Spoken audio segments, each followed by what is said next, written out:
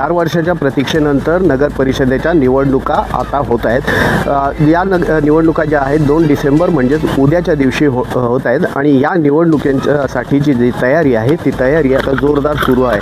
आपण आहोत उरण नगर परिषदेच्या कार्यालयाजवळ आणि या ठिकाणी जर आपण बघाल तर ही निवडणुकीसंदर्भातची तयारी आहे ती तयारी सुरू झालेली आहे। या ठिकाणी जे हे केंद्र उभारण्यात आलेलं आहे या केंद्रामधून जे मतपेट्या आहेत त्या मतपेट्या दिल्या जात आहेत आणि या ठिकाणून मतपेट्या आता प्रत्येक केंद्रावर जात आहेत। उरण नगर परिषदेमध्ये एकूण 29 केंद्रांवरून मतदान होणार आहे आणि ह्या 29 केंद्रांवरून झालेलं मतदान त्याचं जे मतमोजणी आहे ती याच ठिकाणी उरण नगर परिषदेच्या कार्यालयाजवळ होणार आहे।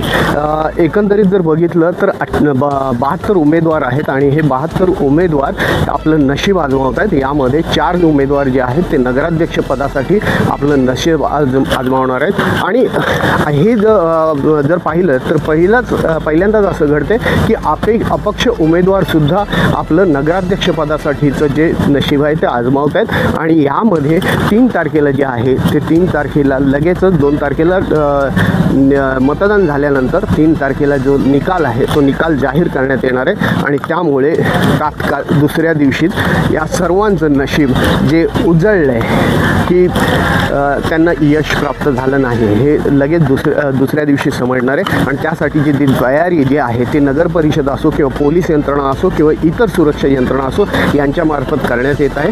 आणि आज 1 डिसेंबरच्या दिवशी या ठिकाणी मतपेट्या असतील किंवा इतर तयारी असेल ती नगर परिषदेच्या माध्यमातून निवडणूक निर्णायक अधिकारी यांच्या माध्यमातून जे नियोजन आहे ते करण्यात आलं आहे आणि उद्याचं जे आहे ते उद्या मतदान होणार आहे आणि त्यावर ठरणार आहे की 72 पैकी कोणाचं नशीब फळफळलं आणि कोणाला माघार पत्करावी लागेल। त्यामुळे उद्या आणि परवा ही 2 दिवस जे आहेत ते या निवडणुकीसाठी महत्त्वाचे।